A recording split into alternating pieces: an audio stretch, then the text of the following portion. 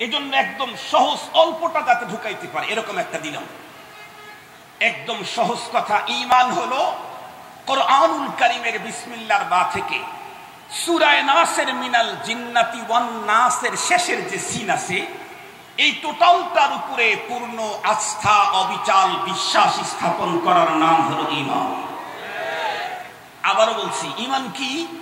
কোরআনে পাকের বিসমিল্লাহর বা থেকে মিনাল জিন্নাতি ওয়ান নাসের শেষের সিন পর্যন্ত টোটালটার উপরে অবিচল বিশ্বাস আর পূর্ণ আস্থা স্থাপন করার নাম হলো ঈমান। খুব ভালো করে বুঝবেন, ঈমান হইতে তো পুরা কোরআনের উপরে বিশ্বাস স্থাপন করতে হয়, কিন্তু বেঈমান হওয়ার জন্য কি লাগে এ বিষয়টাও একটা মিসাল দিয়ে বুঝাইলে আপনাদের বোঝা সহজ হবে, সব শ্রেণীর মানুষই বুঝতে পারবেন। আমরা প্রত্যেকেই জানি, আমার দৃঢ় বিশ্বাস আমরা যারা এখানে আসছি আমরা অরিজিনালি মুসল্লিরাই আসছি। কথা বলেন, আমরা মুসল্লি না? নামাজ পড়ি তো আমরা, আলহামদুলিল্লাহ নামাজ পড়ি। হয়তো অনেক কোয়ালিটির নামাজ এখানে থাকতে পারে, আমাদের আট মুসল্লি, খাট মুসল্লি, খোস মুসল্লি, খাস মুসল্লি, মুসল্লির অনেক কোয়ালিটি আছে। কেউ প্রতিদিন 5 ওয়াক্ত পড়ে, কেউ 7 দিনে 1 ওয়াক্ত পড়ে, কেউ আবার শুধু আপনজন মরলে তাহলে জানাজার নামাজটা পড়ে, কেউ আবার জানাজাতেও যায় না, ব্যস্ততা দেখায়, শুধু ঈদের দিন কান পর্যন্ত টুপিটা একদম নিচের দিকে দিয়ে উন্নত একটা যায় নামাজ কাঁধের উপরে নিয়ে রওনা করে, আগের কাতারে দাঁড়ায়, ওই এই বৎসরের এই দুইবারে শুধু নামাজ পড়ে, তারপরেও তো নামাজ পড়ে। আমরা যারা নামাজ পড়ি, যেই নামাজটাই পড়ি, নামাজ পড়তে চাইলে কিছু কাজ আছে আমাদের জিম্মায় ফরজ। তার মধ্যে একটা হলো, যেই কাপড় দিয়ে না পরে নামাজ পড়বো সে কাপড়টা অপবিত্র হতে হবে। কথা বলেন না? পবিত্র হতে হবে, পবিত্র হতে হবে। এখন একটা কাপড় পবিত্র হয় কখন? ধরে নেন 15টা আইটেম আছে নাপাকি, এই সবগুলা থেকে যদি কাপড়টা সেফ থাকে তাহলে কাপড়টা পবিত্র। যেমন মানুষের পেশাব, মানুষের পায়খানা, মানুষের ব্লাড, মানুষের পুজ, মানুষের বিশেষ অঙ্গ থেকে বের হয় মজি, ওদি, মনি, পশু পাখির পেশাব পায়খানা, তাদের ব্লাড, শরাব, এই জাতীয় ধরে নেন 15টা আইটেম। এই 15 আইটেমের সবগুলা থেকে যদি কাপড়টা সেফ থাকে তাহলে কাপড়টা পবিত্র। জিজ্ঞাসা করতে চাই, অপবিত্র হইতে কাপড়ে কয়টা নাপাক লাগতে হয়? 15টা, 14টা, 7.5টা, 5টা, কয়টা? একটু জোরে বলেন। এই সবক তো অ্যাসেম্বলিতে দেওয়া লাগবে। কয়টা লাগে না পাক খাওয়ার জন্য? পাক খাওয়ার জন্য কতগুলা থেকে সেফ থাকতে হয়? পাক খাওয়ার জন্য 15টা থেকে সেফ থাকতে হয়, নাপাক খাওয়ার জন্য 15টা লাগতে হয় না। একটা লাগলেই আর কাপড়টা পাক থাকে না। মনে রাখতে হবে, ঈমান কমপ্লিট হতে চাইলে কোরআনে পাকের বিসমিল্লাহর বা থেকে সূরা নাসের সিন পর্যন্ত টোটালটার উপরে পূর্ণ বিশ্বাস আর আস্থা থাকতে হয়। বেঈমান হওয়ার জন্য পুরা কোরআন বিশ্বাস করা লাগে না, কোরআনের একটা সূরা বিশ্বাস করা লাগে না, এক আয়াত বিশ্বাস করা লাগে না, একটা শব্দ বিশ্বাস করলে আর ঈমান থাকে না, থাকে না। এই মেডিসিনটা ভালো করে সব জায়গায় জানায় দেওয়া দরকার। নামাজ পড়ি, রোজা রাখি, কোরআন পড়ি, কিন্তু জিহাদ মানি না, বেঈমান। কথা বলেন, কথা বলেন, একটু জোরে বলেন। নামাজ পড়ি, রোজা রাখি, তাসবিহ পড়ি, তাবলীগের সময় লাগাই, সব ঠিক আছে, কিন্তু জিহাদ ফি সাবিলিল্লাহ মানি না, বেঈমান, কাফের। মুহতারাম হাজিরিন, নামাজ পড়ি, জিহাদও মানি, সব মানি, কিন্তু নারীদের পর্দার কথা বললে তখন আমরা বক্তব্য দিই, মোল্লারা নারীদেরকে ঘরের 4 দেয়ালের ভিতরে নারীদেরকে বন্দিশালায় রাখতে চায়। ঘরটাকে যেই সমস্ত মুসলমান নারীদের জন্য বন্দিশালা বলে বক্তব্য দেয়, ওদের ঈমানও থাকতে পারে না। পর্দাকে যারা অস্বীকার করে তাদের ঈমান থাকতে পারে না। পুরা কোরআন মানে, শুধু পর্দা মানে না, বেঈমান। পর্দা না করলে ঈমান যায় না, পর্দা অবিশ্বাস করলে ঈমান থাকে না। জিহাদ না করলে ঈমান যায় না, জিহাদ অস্বীকার করলে ঈমান থাকে না। সুদ খাইলে, ঘুষ খাইলেই ঈমান যায় না, কিন্তু সুদ আর ঘুষকে যদি কেউ এটাকে যদি হাদিয়া বলে হালাল মনে করে খায় তাহলে তার ঈমান থাকে না। মুহতারাম হাজিরিন, খুব ভালো করে কথাগুলি বুঝার জন্য চেষ্টা করবেন। আমরা তো মনে করতেছি আলহামদুলিল্লাহ নামাজ পড়ি, রোজা রাখি, ঈমান তো আমার আছেই। জিহাদের কথা বললেই আপনারা আমাদেরকে জঙ্গিবাদ আর সন্ত্রাস বলে আমাদেরকে সাইজ করার জন্য ফিকির করেন। পর্দার কথা বললে আমাদেরকে মৌলবাদী আর কাঠমাল্লা বলে ডাকেন। ঈমান অত সহজ জিনিস না, ঈমান অত সহজ জিনিস না। কিছু মানলেন আর কিছু মানবেন না, রব্বুল আলামিনের দরবারে আপনাদের জন্য ডবল শাস্তি। আল্লাযীনা ইউমিনুনা বিবাদিল কিতাবি ওয়া ইয়াকফুরুনা বিবাদ লাহুম খিজয়ুন ফিল হায়াতিদ দুনিয়া। কিছু মানবে আর কিছু মানবে না, তা হবে না, তা হবে না। তাদের জন্য দুই জায়গায় শাস্তি, টু টাইম, একবার না দুইবার। দুনিয়ার জীবনে চূড়ান্ত লাঞ্ছনার মালা, মরণের পর দহনের শাস্তি। মুহতারাম হাজরিন, আমি আপনাদেরকে জিজ্ঞেস করতে চাই, তাহলে কোরআনুল কারীমের টোটালটার উপরে পূর্ণ আস্থার বিশ্বাস থাকলেই, কথা বলেন, যদি কোনো একটাও বিশ্বাস করে তাহলে আরেকটু জোরে বলেন, কোরআনুল কারীমের কোথাও মূর্তির পক্ষে বন্ধুরা আমার কোনো কথা আছে না, টোটাল বয়ান বিপক্ষে? একটু জোরে বলেন না কেন? তাহলে মূর্তির পক্ষে অবস্থান নিলেও, পুরা কোরআন মানলেও, সব মাদ্রাসা চালাইলেও ইমানদার থাকা যায় না। মূর্তি তো মূর্তি, মূর্তি তো মূর্তি। আমাদের আব্বাজান ইব্রাহিম আলাইহিস সালাম এটার বিপক্ষে ছিলেন, আমাদের পয়গম্বর এটার বিপক্ষে ছিলেন। এই জন্য মূর্তি সেটা যারই হোক, মূর্তির পক্ষে কোনো মুসলমান অবস্থান নিতে পারে।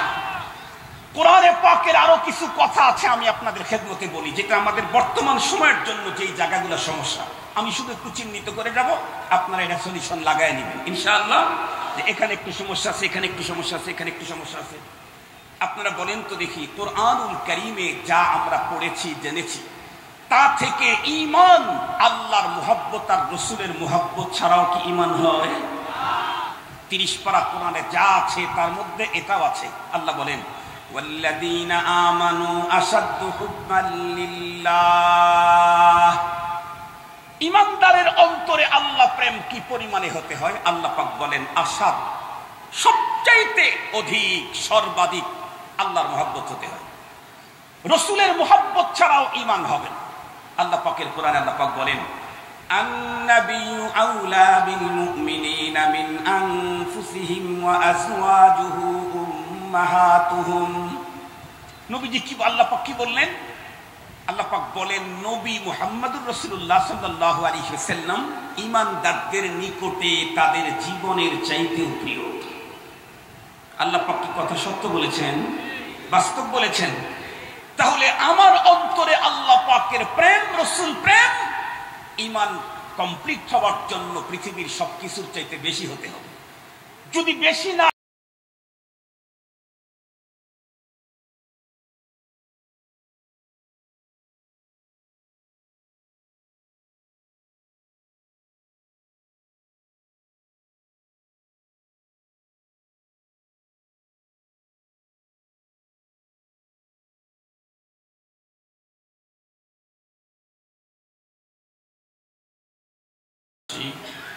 জবান খুলে ভক্তি সহকারে মহব্বত নিয়ে দিল থেকে আবেগের সাথে উচ্চ কণ্ঠে সকলেই পড়ি আলহামদুলিল্লাহ। আলহামদুলিল্লাহর আওয়াজে মনে হলো যে আমারও যেমন কণ্ঠ বসা, আপনাদেরও কণ্ঠ বসা। এত আস্তে আওয়াজ দিলে ধর্মের ঘরের ভিতরে যে শেষরা চোরদের আনাগোনা দেখা যাচ্ছে, এদের আনাগোনা আরো বেড়ে যাবে। আপনারা দেখছেন তো অবশ্যই, কিছুদিন আগেও, এখনো চলতেছে আমাদের দেশে, শতকরা 90% মুসলমানদের দেশে এই 3.5 জন রাম আর বাম একত্রিত হয়ে মশাল মিছিল করেছে। মশাল মিছিল করেছে, কিন্তু আমার কাছে এটা মশাল মিছিল মনে হয় না, আমার কাছে এটা মশাল মিছিল মনে হয়। এই জাতীয় মশাল মিছিলওয়ালাদেরকে বিতাড়িত করার জন্য 90% মুসলমানদের দেশে তৌহিদি জনতাকে রীতিমতো ফাইটে যেতে হবে। আমার উস্তাদ শেখুল হাদিস আল্লামা আজিজুল হক রহমতুল্লাহ আলাইহি আমার মনে পড়ে তখন ইসলামের ঘরে এক চেষ্টা চুন্নির আক্রমণ হয়েছিল আমাদের দেশে। সে এক নষ্টা নারী, নাম তার তসলিমা নাসরিন। তসলিমা নাসরিন যখন কোরআন, ইসলামী আইন, বিধিবিধান সম্পর্কে নানা রকমের মন্তব্য ছুটতে শুরু করলো, শেখুল হাদিস আব্দুর রহমাতুল্লাহি আলাইহি বাইতুল মুকাররমের উত্তর অথবা দক্ষিণ গেটে একটা সমাবেশের ডাক দিলেন। সমাবেশে হুজুর বক্তব্য দিতে গিয়ে বলতেছিলেন যে আপনারা লক্ষ্য করে দেখবেন অনেক সময় গ্রামের বাড়ি ঘরে কখনো কখনো রাতের অন্ধকারে কিছু শেষরা চোর ঢুকে, আর এই চোরটাকে বাড়ি থেকে তাড়াবার জন্য বাড়িওয়ালাকে লাঠি সোঁটা নিয়ে নিয়মিত কোনো যুদ্ধ করতে হয়। এমনকি বাড়িওয়ালাকে নিজের খাট থেকে নিচে নামতেও হয়। শুধু যদি বাড়িওয়ালা বুঝতে পারে যে আমার আঙ্গিনায় চোর ঢুকেছে, আর উনি ঘুম থেকে জাগ্রত হয়ে উনি যে জাগ্রত আছেন এই বিষয়টা জানান দেওয়ার জন্য জোরে একটা কাশি দিলে শেষটা চোরার এলাকায় থাকে। শেখুল হাদিস আব্দুর রহমাতুল্লাহি আলাইহি যা বলেছিলেন, কালান্দার আঁচে বইয়া দিদার বইয়া। বড়দের কথা যে আল্লাহ তাআলা এভাবে হরফান হরফান আল্লাহ পাক দুনিয়ার ভিতরে বাস্তবায়ন করে দেন।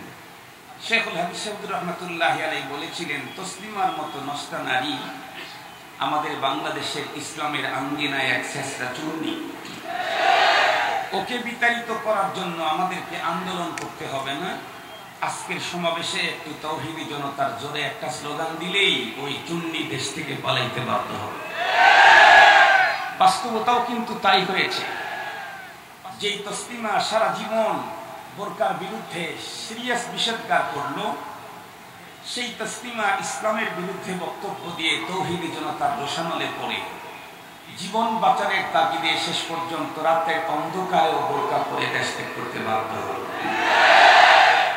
এই জন্য এখন তো একটা চুন্নি না, অনেক চোর আর চুন্নি আমরা দেখতেছি, অনেক চোর আর চুন্নি আমরা দেখতেছি। এই জন্য আমাদের এখন যেখানে যাব ফাইট করতে হবে না, তবে তার আগে অবশ্যই আমরা যে ঘুমিয়ে নাই 90% মুসলমান জাগনা আছি, এই আওয়াজটা চোর আর চুন্নিদের কানে পৌঁছানো দরকার। এই জন্য কণ্ঠের আওয়াজ হতে হবে অত্যন্ত বিকট, কণ্ঠের আওয়াজ হতে হবে অত্যন্ত সিরিয়াস। তাহলে ওই চোর আর চুন্নিরা যোগ বিয়োগ করে অবশ্যই তাওহীদবাদী মুসলমানদের এই পবিত্র জমিন ছাড়তে তারা বাধ্য হবে ইনশাআল্লাহ। এই জন্য যে রব্বে কারীম হাজারো প্রতিকূলতাকে উপেক্ষা করে ঐতিহাসিক আল আমিন সংস্থার তাফসীরের শেষের দিনের শেষের অধিবেশনে আমাদেরকে উপস্থিতির সুযোগ দিলেন, সে রব্বে কারীমের দরবারে আমরা সকলে শুকরগুজার হচ্ছি। আওয়াজটা একটু বলিষ্ঠ কণ্ঠে উচ্চ আওয়াজে সকলেই পড়ে নিই আলহামদুলিল্লাহ। আমি ভাবতেছিলাম আমার আগে আমাদের ভাই মুশতাকুন নবী দামাত বারাকাতুহুল আলিয়া 15 মিনিট বয়ান করেছেন, সেই হিসাবে আমি এক 2 মিনিট বাড়ায় 17 মিনিট বয়ান করেছি। কিন্তু আমাকে আহসান ভাই বললেন 1.5 ঘন্টা বয়ান করতে হবে।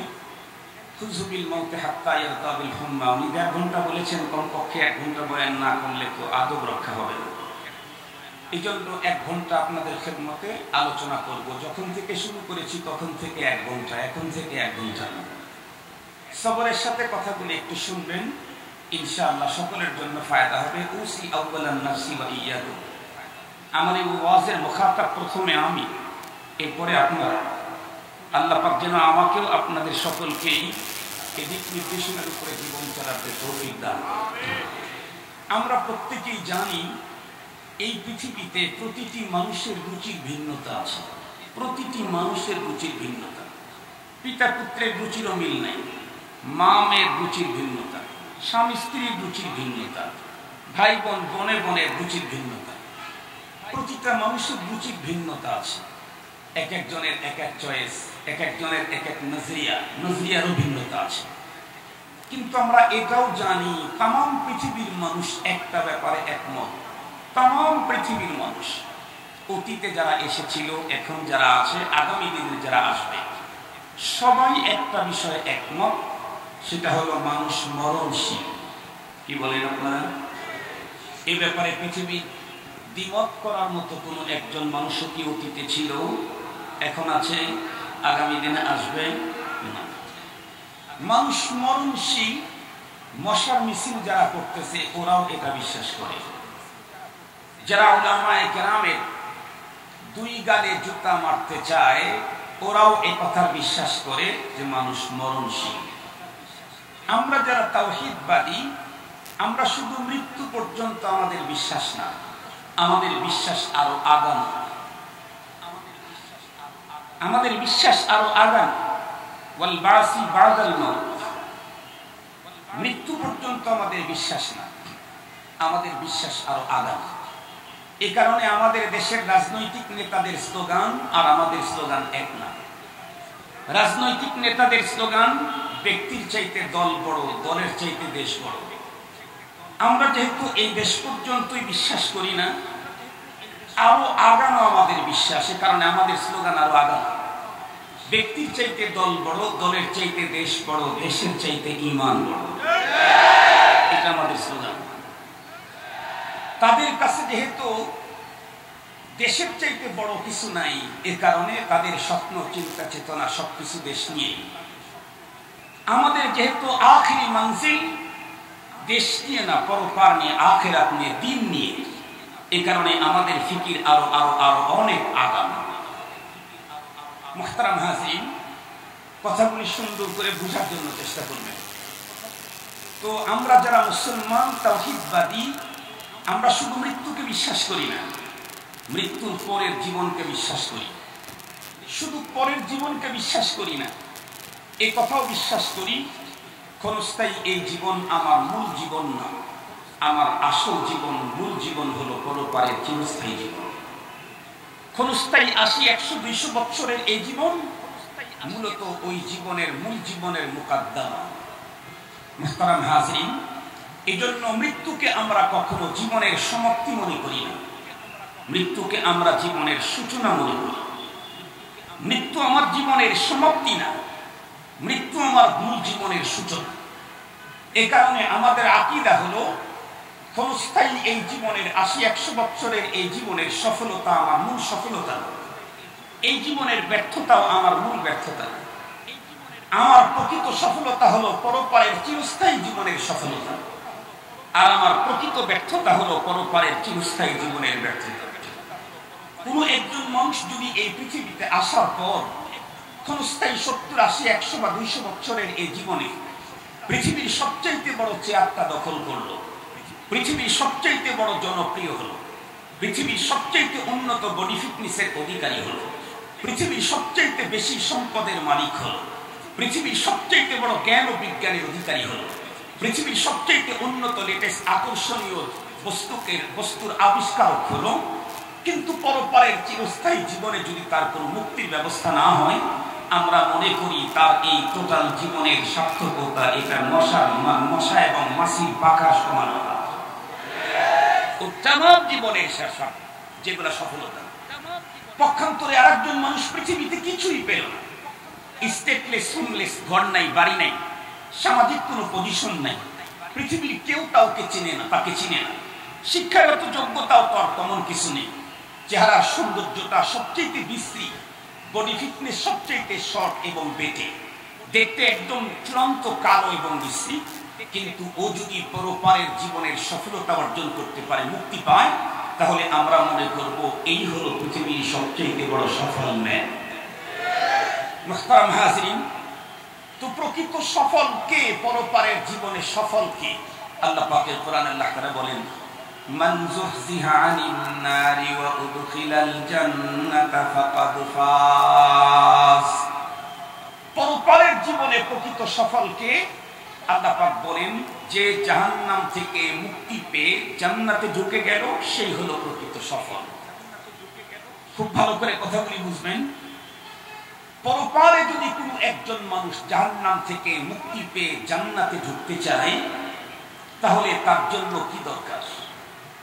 আল্লাহ পাকের কোরআনে আল্লাহ পাক বলেছেন, তার জন্য কমপক্ষে এই পৃথিবীতে দুইটা বস্তু অর্জন করা দরকার, কমপক্ষে দুইটা জিনিস। আল্লাহ পাক বলেন, ইন্নাল্লাযীনা আমানু ওয়া আমিলুস সালিহাতি কানাত লাহুম জান্নাতুল ফিরদাউসি নুজুলা।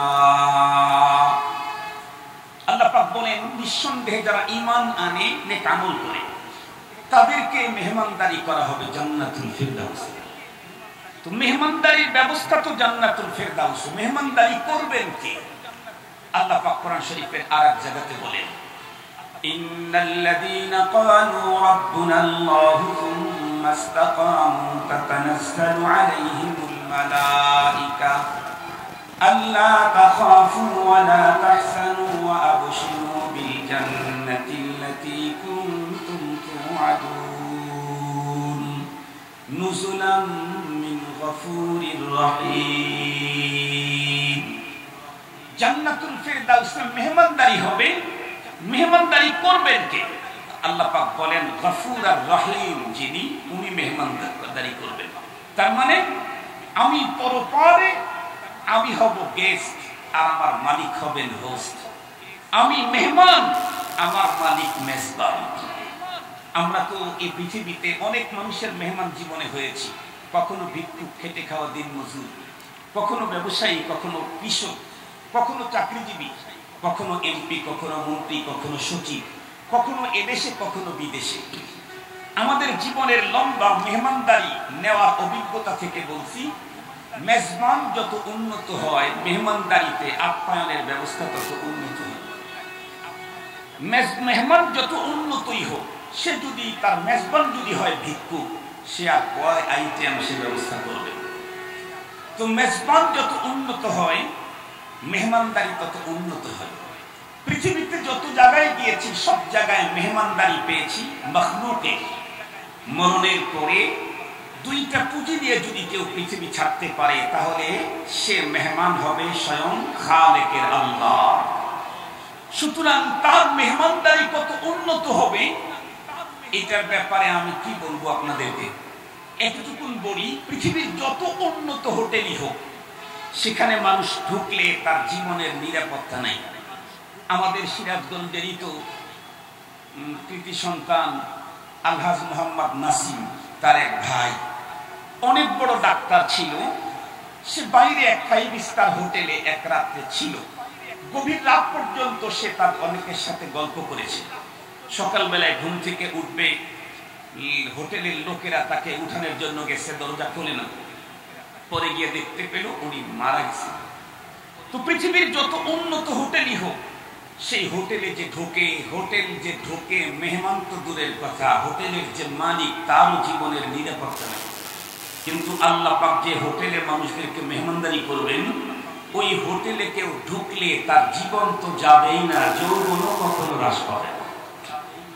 জীবন তো যাবেই না, যৌবনও কখনো ফুরাবে না। খুব ভালো করে কথাগুলো কিন্তু বুঝতে হবে। আমার মূল কথাগুলো একটু পরে আসবে, এটা তো আমার কথা আলোচনার মোকাদ্দমা।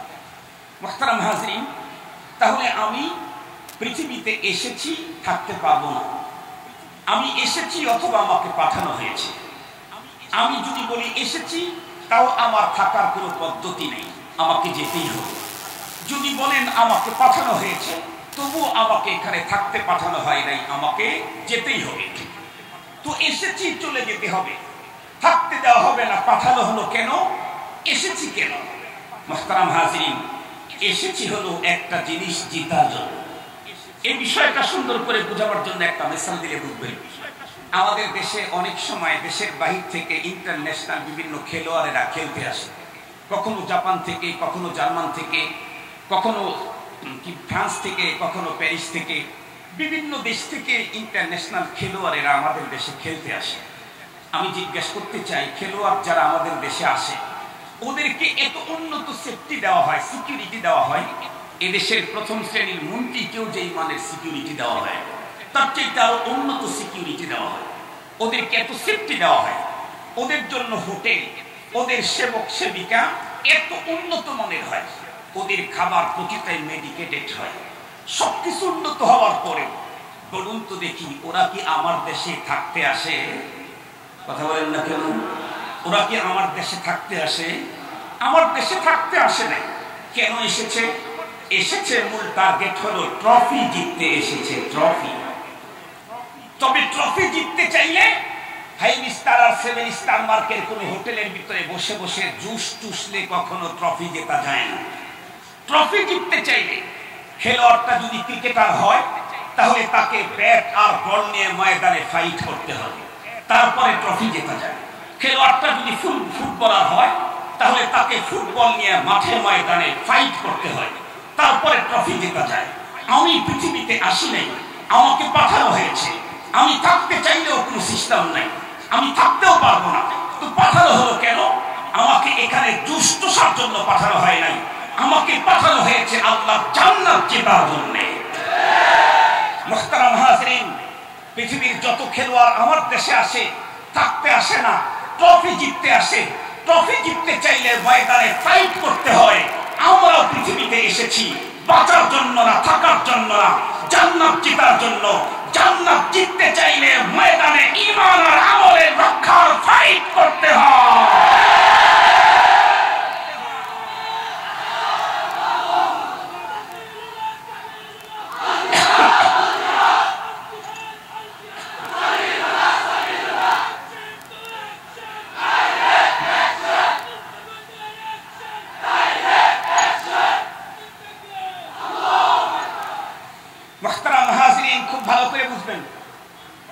তাহলে এই পৃথিবীতে যে কোনো মানুষ, নারী হোক আর পুরুষ হোক, এদেশের হোক আর বিদেশের হোক, যেই হোক না কেন, পরপারে জান্নাত জিততে চাইলে তার জন্য কয়টা জিনিস, কয়টা পুঁজি লাগবে?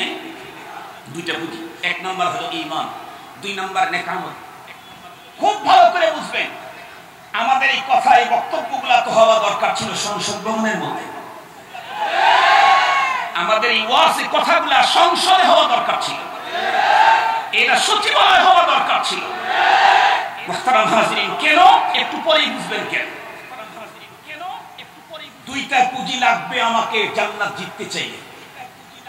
একটা হলো ঈমান আর একটা নেক আমল। নেক আমল যদি আমার কম হয় অথবা বেশি হয় তাতে তেমন কোনো সমস্যা নেই। নেক আমল বাড়লে জান্নাতের কোয়ালিটি উন্নত হবে, নেক আমল কম হলে জান্নাতের কোয়ালিটিটা একটু নিম্নমানের হবে। তবে নিম্নমানের জান্নাত যেটা হবে, এটাও পৃথিবীর লেটেস্ট আবিষ্কৃত যত স্টার মার্কের হোটেল হবে পৃথিবীর শুরু থেকে শেষ পর্যন্ত, সবগুলা যত উন্নত কারুকার্য, সবগুলার যত উন্নত অবস্থান, দৃষ্টিনন্দন তাদের অবস্থা, সবগুলাকে একত্রিত করলে যেই পরিমাণে হবে, সবচেয়ে নিম্নমানের জান্নাত যাকে দেওয়া হবে, এই জান্নাতটা বাইরের গেটের হ্যাসবলের সমান পৃথিবীর তামাম মানুষের তৈরি করা স্টার মার্কের সব হোটেলের দাম মিলেও হবে না, এত উন্নত হবে। খুব ভালো করে বুঝবেন, নেক যদি কম হয় জান্নাত নিম্নমানের হবে, নেকি যদি বেশি হয় জান্নাত উন্নত মানের হবে। কিন্তু জান্নাত পেতে চাইলে ঈমান যদি নষ্ট হয় তাহলে জান্নাতি হওয়ার কোনো সুযোগ নেই। নেকি কম হলে জান্নাতে যাওয়া যায়, কিন্তু যদি ঈমান নষ্ট হয় তাহলে জান্নাতে যাওয়ার কোনো সুযোগ নাই। মুহতারাম হাজরিন, বিষয়টা আপনাদেরকে সুন্দর করে বুঝাবার জন্য 2জন নারীর কথা বলব, তাহলে আপনারা বুঝবেন যে আমল আর ঈমানের কি প্রয়োজন। একজন নারীর কথা বুখারী শরীফে আসছে, নবীজি বয়ান করেছেন। একজন মহিলা তার টোটাল জীবনটা পতিতাবৃত্তিতে পার করেছে। দেহ ব্যবসায়ী ছিল, দুশ্চরিত্রা ছিল, জীবনে ওয়ান টাইম একবার তৃষ্ণার্ত কুকুরকে পানি পান করানোর কারণে আল্লাহ পাক তাকে জান্নাত দিয়ে দিয়েছেন। আরেকজন নারী তামাম দুনিয়া খ্যাত, তামাম পৃথিবী তাকে চিনে, 17-18 বছর আগে মনে হয় মারা গেছে। তার নাম মাদার তেরেসা। তামাম দুনিয়া তাকে চিনে। এই মাদার তেরেসা, সে ওয়ান টাইম মানুষ খেদমত করে নাই, সে ভালো কাজ করেছে, নেকির কাজ করেছে, ওয়ান টাইম টোটাল লাইফ, পুরা জীবন সৃষ্টি শ্রেষ্ঠ মানব সেবাতে তার টোটাল জীবনটা এত সিরিয়াস ভাবে পার করেছে। তার লাইফ হিস্টোরিতে লিখেছে সে জীবনে বিয়ে পর্যন্ত করে নাই, চিরকুমারিত্ব বরণ করেছে। তার থিওরি ছিল, আমি যদি বিয়ে করতে যাই তাহলে আমার স্বামীর খেদমত করতে গেলে ওই টাইম সৃষ্টির শ্রেষ্ঠ মানব সেবা ব্যাহত হবে। এতটুকু মানব সেবা থেকে নিজেকে দূরে সরাইতে রাজি নেই। এজন্য এই মহিষী নারী টোটাল লাইফ অল টাইম সৃষ্টির শ্রেষ্ঠ মানব সেবা করলো, এত উন্নত পদ্ধতিতে মানব সেবা করলো, দুনিয়া তাকে অনেক বার গোল্ড মেডেল দিয়ে। কিন্তু আমি জিজ্ঞাসা করতে চাই, মাদার তেরেসার নামটা শোনার পরে আপনাদের প্রতিক্রিয়া জানতে চাই। ও তো মরে গেছে, মরার পরে ওর জন্য কয়টা জান্নাত? কথা বলেন না, নাম শুনেও বুঝেন নেই? ওর জন্য জান্নাত? আর একটু জোরে বলেন, ওর জন্য জান্নাত। কেন? কারণ নেকি বাড়াইলে জান্নাত হয় না। নেকি দিয়া জান্নাতের কোয়ালিটি উন্নত নিম্নমানের করা যায়, কিন্তু জান্নাত কিনতে চাইলে ঈমান লাগে। জান্নাতের জন্য কি লাগে? কথা বলেন। নেকি দিয়া জান্নাতের কোয়ালিটি কম বাড়া করা যায়, নেকি দিয়া জান্নাত কেনা যায় না। জান্নাত কিনতে চাইলে ঈমান লাগে। Mother Teresa all time total life সৃষ্টির শ্রেষ্ঠ মানুষের সেবা করলো, কিন্তু মরণের পরে জান্নাত পেল না। তার কারণ তার ঈমান ছিল না। আর প্রতিটা নারী সারা জীবন দুশ্চরিত্রগিরি করলো, জীবনে মাত্র একবার ইতর প্রাণী কুকুরকে পানি পান করানোর কারণে জান্নাতের ভিসা পেয়ে গেল, কারণ ওর ঈমান ছিল। এজন্য আমরা বলি, যতই বৃদ্ধাশ্রম করো, যতই মাদ্রাসা করো, যতই মসজিদ করো, যতই এতিমখানা করো, যতই দাতব্য চিকিৎসালয় চালু করো, যতই রাস্তা তৈরি করে দাও, যত প্রতি বছরে হজে যাও, মাসে মাসে ওমরায় যাও, এরপরে চিল্লায় যাও, এরপরে পীরের দরবারে লক্ষ কোটি টাকা তুমি ওখানে হাদিয়া পৌঁছাও, মনে রেখো সবই তোমার নেক আমল। এগুলি দিয়ে জান্নাত বায়না করা যায় না, জান্নাতের মান কম বেশি করা যায়। জান্নাত কিনতে চাইলে লাগে ঈমান, ঈমান, ঈমান। মুহতারাম হাজিরিন, ঠান্ডা মাথায় কথাগুলি বুঝবেন। আমি আগেই বলেছিলাম আমাদের এই বয়ানটা শোনা করা দরকার ছিল অ্যাসেম্বলিতে। আমাদের দেশের মানুষ তো মনে করে আমি তো বড় টুকু করি, আমি তো মাঝে মাঝে হাফাজারি মাদ্রাসায় কয়েক লাখ করে টাকা দিই, হাফাজারি টাকা দিলে তোমার জন্য জান্নাত করি। জান্নাতের কোয়ালিটি বাড়াইতে পারবা এই আমল দিয়ে। জান্নাত কিনতে চাইলে ঈমান ছাড়া জান্নাত খরিদ হয় না। এখন ঈমান কি? ঈমান কি মাদ্রাসায় টাকা দেওয়া ঈমান? বছরে বছরে হজে দেওয়া এটা ঈমান? ঈমান কি ভালো করে বুঝেন। ঈমান কি? মুহতারাম হাজিরিন, ঈমানের সহজ সংজ্ঞা দেব। কারণ আমাদের দেশে অনেক বড় বড় বুদ্ধিজীবী আছে যাদের এত বুদ্ধি, মাথাতে আর অন্য কিছু ঢুকানোর জায়গা নাই। অল্প কিছু জায়গা থাকলে সেখানে আমার দাদাকে ঢুকাই দিতে পারে। তো বুদ্ধিজীবীদের মাথায় তো এত বুদ্ধি যা অন্য কিছু ঢোকার, ধর্ম ঢোকার জায়গায়। এই জন্য একদম সহজ অল্পটা যাতে ঢুকাইতে পারে এরকম একটা দিলাম। একদম সহজ কথা, ঈমান হলো কোরআনুল কারীমের বিসমিল্লাহর বা থেকে সূরা নাসের মিনাল জিন্নাতি ওয়ান নাসের শেষের যে সিন আছে, এই টোটালটার উপরে পূর্ণ আস্থা, অবিচল বিশ্বাস স্থাপন করার নাম হলো ঈমান। আবার বলছি, ঈমান কি? কোরআনে পাকের বিসমিল্লাহর বা থেকে মিনাল জিন্নাতি ওয়ান নাসের শেষের সিন পর্যন্ত টোটালটার উপরে অবিচল বিশ্বাস আর পূর্ণ আস্থা স্থাপন করার নাম হলো ঈমান। খুব ভালো করে বুঝবেন, ঈমান হইতে তো পুরা কোরআনের উপরে বিশ্বাস স্থাপন করতে হয়। কিন্তু বেঈমান হওয়ার জন্য কি লাগে এই বিষয়টাও একটা মিসাল দিয়ে বুঝাইলে আপনাদের বোঝা সহজ হবে, সব শ্রেণীর মানুষই বুঝতে পারবে। আমরা প্রত্যেকেই জানি, আমার দৃঢ় বিশ্বাস, আমরা যারা এখানে আসছি আমরা অরিজিনাল মুসল্লিরাই আসছি। কথা বলেন, আমরা মুসল্লি না? নামাজ পড়ি তো আমরা, আলহামদুলিল্লাহ নামাজ পড়ি। হয়তো অনেক কোয়ালিটির নামাজ এখানে থাকতে পারে, আমাদের আট মুসল্লি, খাট মুসল্লি, খোস মুসল্লি, খাস মুসল্লি, মুসল্লির অনেক কোয়ালিটি আছে। কেউ প্রতিদিন 5 ওয়াক্ত পড়ে, কেউ 7 দিনে 1 ওয়াক্ত পড়ে, কেউ আবার শুধু আপনজন মরলে তাহলে জানাজার নামাজটা পড়ে, কেউ আবার জানাজাতেও যায় না, ব্যস্ততা দেখায়, শুধু ঈদের দিন কান পর্যন্ত টুপিটা একদম নিচের দিকে দিয়ে উন্নত একটা যায় নামাজ কাঁধের উপরে নিয়ে রওনা করে আগের কাতারে দাঁড়ায়। এই বৎসরের এই দুইবারে শুধু নামাজ পড়ে, তারপরেও তো নামাজ পড়ে। আমরা যারা নামাজ পড়ি, যেই নামাজটাই পড়ি, নামাজ পড়তে চাইলে কিছু কাজ আছে আমাদের জিম্মায় ফরজ। তার মধ্যে একটা হলো, যেই কাপড় দিয়ে না পরে নামাজ পড়বো সে কাপড়টা অপবিত্র হতে হবে। কথা বলেন না? পবিত্র হতে হবে, পবিত্র হতে হবে। এখন একটা কাপড় পবিত্র হয় কখন? ধরে নেন 15টা আইটেম আছে নাপাকি, এই সবগুলা থেকে যদি কাপড়টা সেফ থাকে তাহলে কাপড়টা পবিত্র।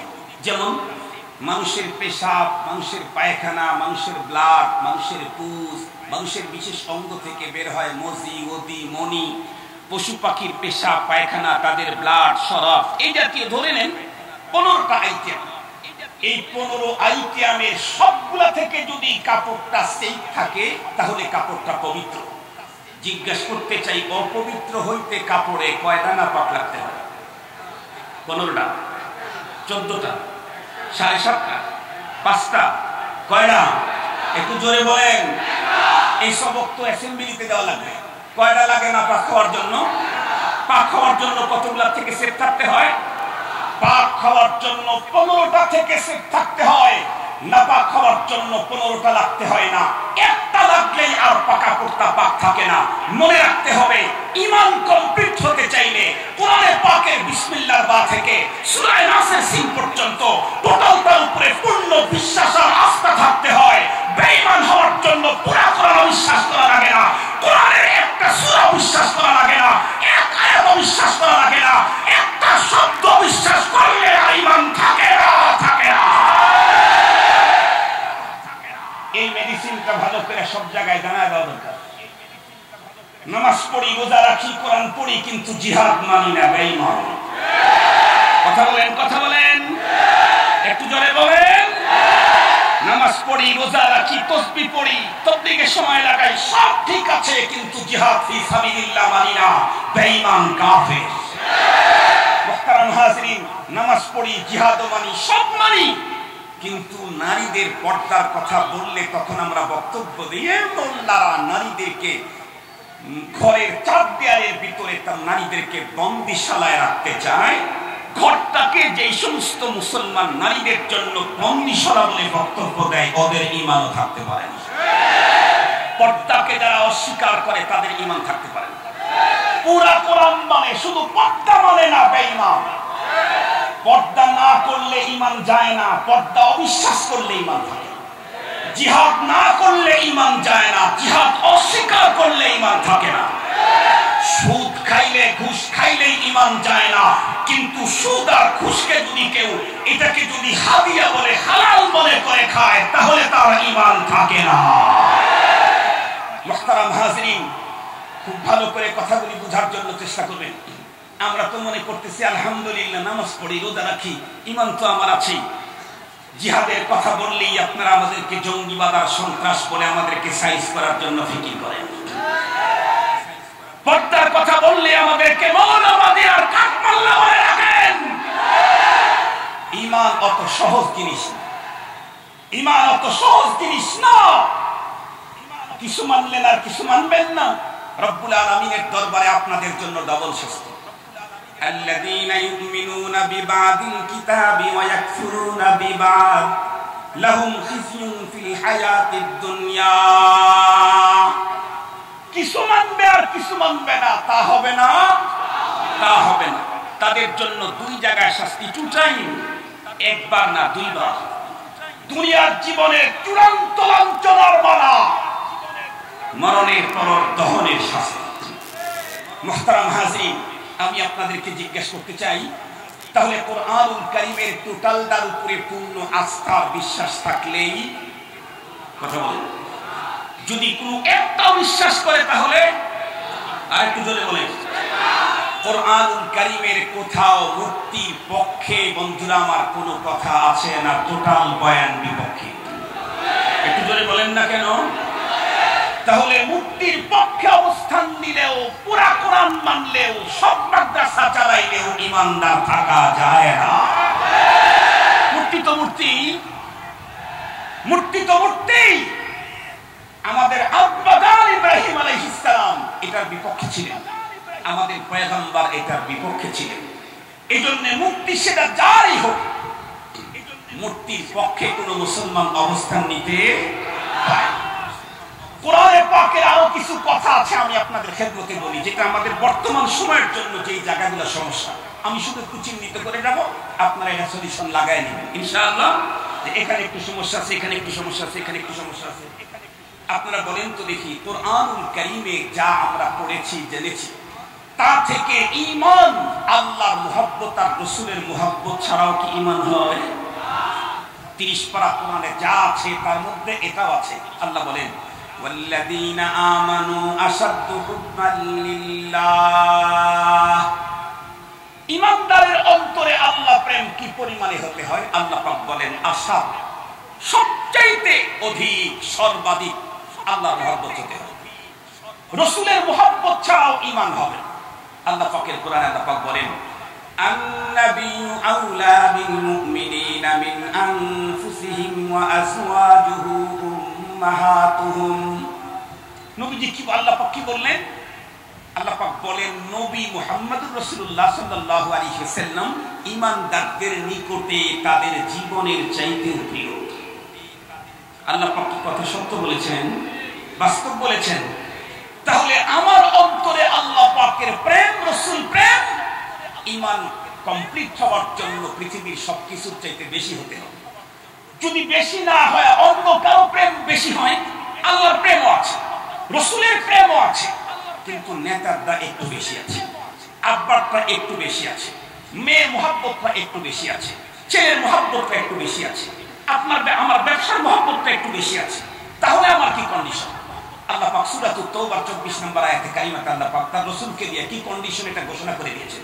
আল্লাহ পাক বলেন কুল ইন কানা আবাউকুম ওয়া আবনাউকুম ওয়া ইখওয়ানুকুম ওয়া আজওয়াজুকুম ওয়া আশীরাতুকুম ওয়া আমওয়ালুন ইকতারাফতুমুহা ওয়া তিজারাতুন তাখশাউনা কাসাদাহা ওয়া মাসাকিন তারদাউনাহা আহাব্বা ইলাইকুম মিনাল্লাহ আহাব্বা ইলাইকুম মিনাল্লাহি ওয়া রাসূলিহি ওয়া জিহাদিন ফি সাবিলিহি ফাতারাব্বাসু হাত্তা ইয়াতিয়াল্লাহু বিআমরিহি ওয়াল্লাহু লা ইয়াহদিল কওমাল ফাসিকিন। আল্লাহ পাকের স্পষ্ট বর্ণনা শোনেন ঈমানদারেরা, আল্লাহ পাকের স্পষ্ট বর্ণনা।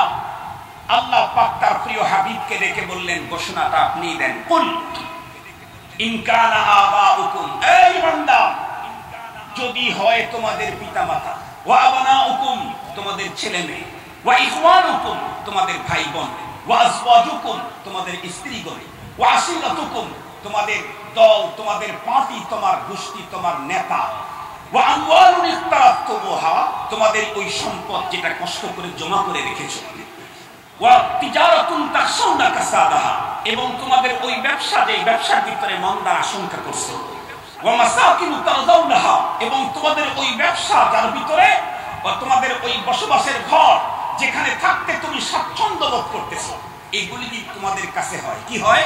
আহাব্বা ইলাইকুম, বেশি প্রিয় হয়। এগুলি যদি তোমাদের কাছে বেশি প্রিয় হয়, কার থেকে? মিনাল্লাহ, আল্লাহ থেকে, ওয়া রাসূলিহি, তার রাসূল থেকে, ওয়া জিহাদিন ফি সাবিলিহি, আল্লাহর রাস্তায় জিহাদ থেকে। তোমার নেতা যদি বেশি প্রিয় হয়, তোমার বাবা যদি বেশি প্রিয় হয়, তোমার মা যদি বেশি প্রিয় হয়, তোমার সন্তান যদি বেশি প্রিয় হয়, তোমার সম্পদ যদি বেশি প্রিয় হয়, তোমার ব্যবসা যদি বেশি প্রিয় হয়, তোমার বসবাসের ঘরটা যদি বেশি প্রিয় হয়, আল্লাহ থেকে, রাসূল থেকে, জিহাদ ফি সাবিলিল্লাহ থেকে, আল্লাহ পাক তার রাসূলকে বললেন, ওদেরকে বলেন, দুনিয়ার ওই সমস্ত ওই লোকদেরকে, ফাতারাব্বাসু, অপেক্ষা করো, হাত্তা ইয়াতিয়াল্লাহু বিআমরিহি, আল্লাহ পাকের আযাবের, আল্লাহ পাকের গজবের, ঘূর্ণিঝড়ের, সাইক্লোনের, টর্নেডোর, ভূমিকম্পের, ভূমিধসের, বৈশ্বিক মহামারী করোনার মতো সিরিয়াস ভাইরাসে যদি অন্তরে আল্লাহর মহব্বতের চাইতে অন্যের মহব্বত বাড়ে, তাহলে ভাইরাসের অপেক্ষা কর, গজবের অপেক্ষা কর, আযাবের অপেক্ষা কর। দুনিয়াতেই যদি আমার অন্তরে আল্লাহর প্রতি মহব্বত কম থাকলে, দুনিয়াতেই যদি শাস্তি থেকে বাঁচতে না পারি, মরণের পরে আমি কেমনে শাস্তি থেকে বাঁচব? মুসলমান ভাইরা আমার কথা দিল দিয়ে বুঝবেন। এই পর্যন্ত আলোচনার দ্বারা একটা জিনিস আপনাদের অন্তরে বুঝাবার জন্য চেষ্টা করেছি, সেটি হলো আমার অন্তরের ভিতরে ঈমান ছাড়া আমার পরপারে মুক্তির কোনো পথ নাই। আর ঈমান আমল কমপ্লিট করতে চাইলে পুরা কোরআনে কারীমের উপরে পূর্ণ আস্থার বিশ্বাস স্থাপন করার বিকল্প কোনো পথ নাই। আমি আমার ঈমানকে কমপ্লিট করতে চাইলে পুরা কোরআনের সবগুলি ফর্মুলা আমাকে মনে প্রাণে মেনে নিতে হবে। কোরআনুল কারীম আমাকে যেই ফর্মুলাগুলি দিয়েছেন তার ভিতরে একটা ফর্মুলা হলো ঈমানদারের অন্তরে পৃথিবীর সবকিছুর চাইতে বেশি মহব্বত থাকবে কার? এরপরে থাকবে কার? বলেন রাসূলুল্লাহ। এরপরে 3 নম্বরে বন্ধুরা আমার ঈমানদারের অন্তরে মহব্বত থাকবে কোন জিনিসের? বলেন তো দেখি। জিহাদ ফি সাবিলিল্লাহ। মুসলমান ভাইরা আমার, এখন আমি আমার ঈমান চেক করি, আপনি আপনার ঈমান চেক করেন। আমার মাকে আমি মহব্বত করি, মেয়েকে আমি মহব্বত করি, আমি আমার স্ত্রীকে মহব্বত করি, বোনকে মহব্বত করি। সঙ্গত কারণেই আমার বাড়িটা যদি হাটহাজারী থেকে একটু ভিতরে, গ্রামের ভিতরে হয়, আমি বাড়িতেই অবস্থান করছি, এমন মুহূর্তে আমার কানের মধ্যে আমার কানে খবর পৌঁছে গেল আমার মা অথবা মেয়ে অথবা আমার স্ত্রীকে হাটহাজারী চৌরাস্তার মোড়ের ভিতরে কে বা কারা বেইজ্জতি করেছে, তার ইজ্জত লুণ্ঠন করেছে, তার সম্ভ্রম লুণ্ঠন করেছে। এই খবরটা আমার কানের ভিতরে ঢোকার পরে আমার তো কোনো অবস্থার পরিবর্তন হবে না। কথা বলেন, হবে না? হবে না? এই খবর আমার কানের ভিতরে ঢোকা মাত্র আমার শরীরের রক্তগুলি তখন চোখের দিকে ফান্দে উঠে পড়বে। এই খবর আমার কানে ঢোকা মাত্র অন্তরের ভিতরে প্রতিশোধের আগুন তখন জ্বলতে থাকবে। এই খবরটা আমার কানের ভিতরে ঢোকা মাত্র আমার চেহারার ভিতরে পরিবর্তন দেখা দিবে। মুসলমান খুব ভালো করে বুঝবেন। তাহলে আমার বাড়ি হাটহাজারীর পাশেই, এমতো অবস্থায় হাটহাজারীর চৌরাস্তার মোড়ে আমার মা আর মেয়েকে বেইজ্জতি করার সংবাদ আমার কানে গেলে আমার অন্তরের ভিতরে রক্তক্ষরণ হবে, আমার অন্তরের ভিতরে প্রতিশোধের আগুন জ্বলবে। কিন্তু আমার মা আর মেয়ে এদেশে থাকে না, ওরা থাকে ফ্রান্সে অথবা আমেরিকা অথবা লন্ডনে।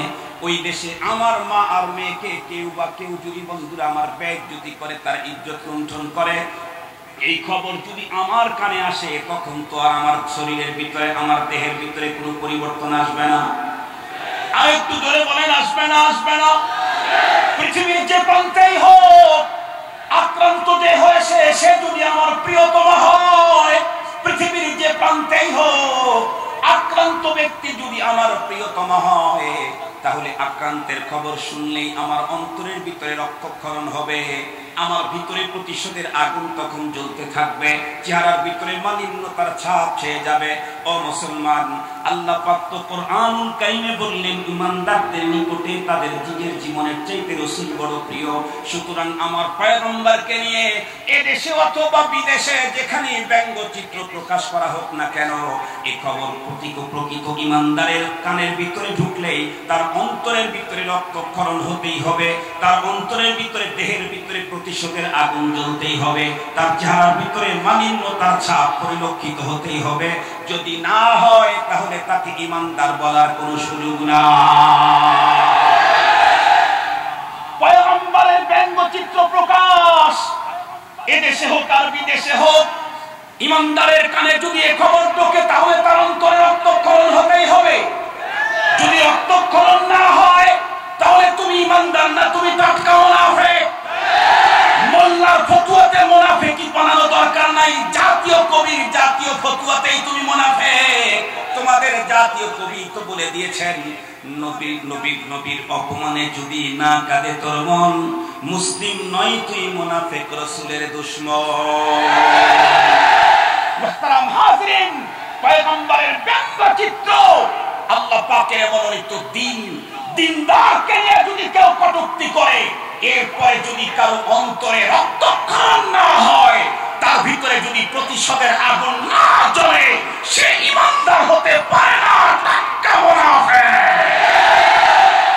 আমরা যখন এদেশের তাওহীদবাদী মুসলমান ফ্রান্সে যখন রাষ্ট্রীয়ভাবে আমার পয়গম্বরের ব্যঙ্গচিত্র প্রকাশ করা হলো, ঈমানদার তাদের ঈমানের তাকিদে যখন রাজপথে নেমে আসলো, আমার দেশের কিছু টাটকা নব্য মুনাফিকদের মুখ থেকে কিছু বক্তব্য আমরা শুনতে পাই। তারা কি বলে? মোল্লারা এমনি চিল্লায়, মোল্লারা এমনি নাচাপেচা করে, এই দেশে তো কিছু হয় নাই, করেছে হলো বিদেশে, মুসলমান তো কেউ কিছু করে নাই, খ্রিস্টানেরা করেছে, এমনি চিল্লায়। আমি ওই সমস্ত টাটকা মুনাফিকদেরকে বলতে চাই, ভালো করে শুনেরা, মোল্লা কেন চিল্লায়? তুই কেন চিল্লানি দিতে পারিস না মুসলমান হওয়ার পরেও? ভালো শুনে রাখ, আল্লাহ না করুক, আল্লাহ না করুক, আল্লাহ না করুক, আপনাদের দিন দুপুরে একদম সবসময় সবচেয়ে বেশি বিজি আওয়াজ যখন, সেই মুহূর্তে আপনাদের হাটহাজারী চৌরাস্তার মোড়ের ওইখানে একটা ছেলে একটা সিরিয়াস আকাম করে ফেলল, এটা খারাপ কাজ করে ফেলল। যতগুলি লোক সেখানে ছিল সবাই তার প্রতি সিরিয়াস ক্ষিপ্ত। এক পর্যায়ে ওকে রাস্তার মধ্যে একদম শোয়া দেওয়ার পরে একজন গিয়ে বক্সিং মারে, ও নড়েও না, আওয়াজও করে। আরেকজন গিয়া লাথি মারে, ও নড়েও না, আওয়াজও করে। আরেকজন ব্লেড দিয়ে ওর পেটটা কেটে ফেলে দিয়েছে, ব্লাড বের হয়ে আসছে, ও নড়েও না, আওয়াজও করে। আরেকজন রড নিয়ে সদরে আঘাত করে ওর পাটাকে ভেঙে দিল, টুকরো টুকরো হয়ে গেল, ও নড়েও না, আওয়াজও করে না। তাই বুঝবেন যে এই ছেলেটা এখন পুরা সুস্থ। আওয়াজ করেন না কেন? এই ছেলেটা পুরা সুস্থ। কি হয়েছে কথা বলেন? আরে এত আগে মেরে ফেলেন কেন? মরার আগে আর একটা হতে পারে, হয়তো মারা গেছে, না হয় ওর টোটাল বডিটা প্যারালাইসিস হয়ে অনুগতিহীন হয়ে গেছে। ঠিক বললাম না? ঠিক বললাম? এই দুইটার একটা অবশ্যই হয়েছে, হয়তো মারাই গেছে, নয়তো ওর পুরা শরীরে প্যারালাইসিস হয়ে পুরা শরীরটাই অনুগতিহীন হয়ে গেছে। নাইলে ধাক্কা দিলে তো নড়বেই, আওয়াজ করবেই। ও যদি সুস্থ থাকে ধাক্কা দিলে নড়বেই, আওয়াজ করবেই, চিল্লানি দিবেই। সেই ধাক্কা পাবলিক দিলেও চিল্লানি দিবে, র্যাবের প্রধান ধাক্কা দিলেও চিল্লানি দিবে, সেনা প্রধান যদি আঘাত করে ও যদি সুস্থ থাকে চিল্লানি দিবেই। মনে রাখতে হবে, আমার পয়গম্বর তার ব্যঙ্গচিত্রের কথা পৃথিবীর যে কোনো মুসলমানের কানে ঢুকবে যদি তাদের ঈমান সুস্থ থাকে। পয়গম্বরের বেজ্জতির কথা শুনলে মুসলমান ঈমানদার তো চিল্লানি দিবেই, রাজপথে যাবেই, দূতাবাস ঘেরাও করবেই, করবেই, করবে।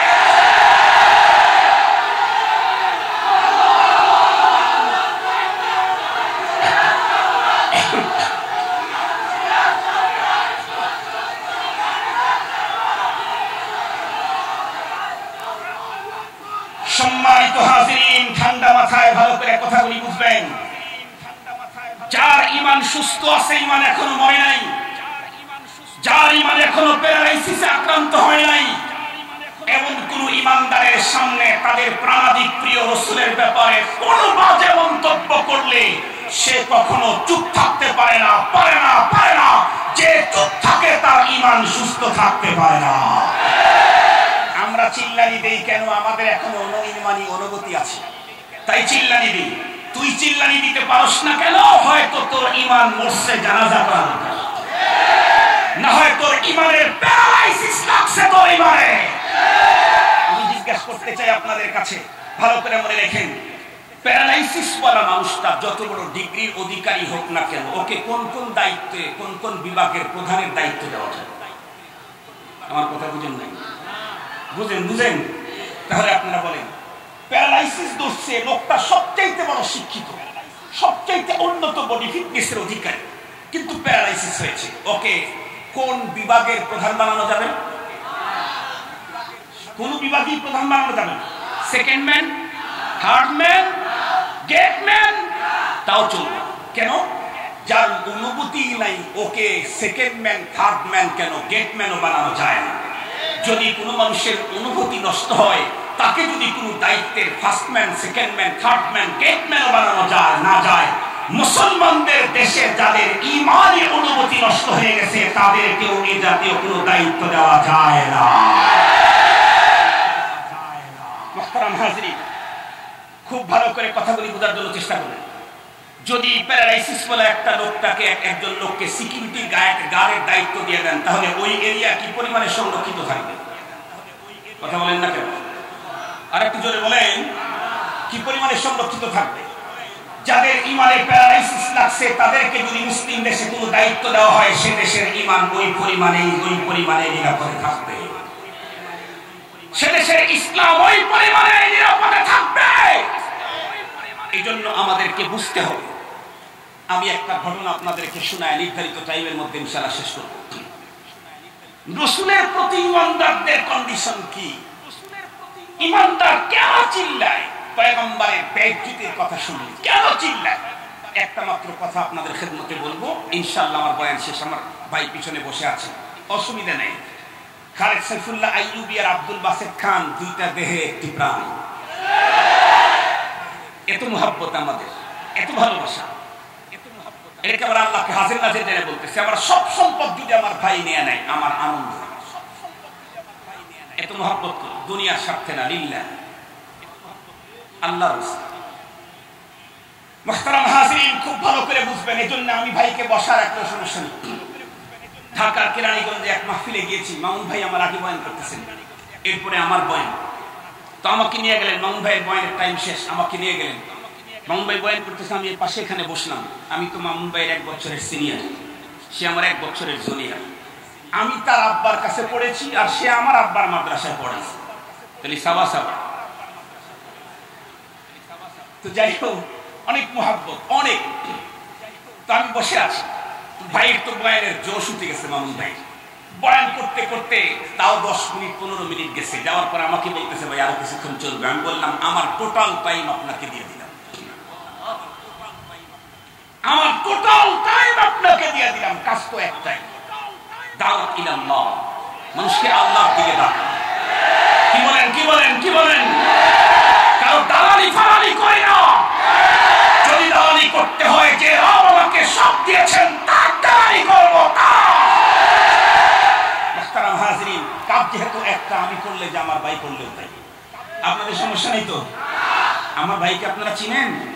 কতটুকু চিনেন মিয়া? আল্লাহ পাকের রাসূল সাল্লাল্লাহু আলাইহি ওয়াসাল্লাম বলেছেন, আনা আতকাকুম বিল্লাহ। সাল্লাল্লাহু আলাইহি ওয়াসাল্লাম বলেছেন, আনা আতকাকুম বিল্লাহ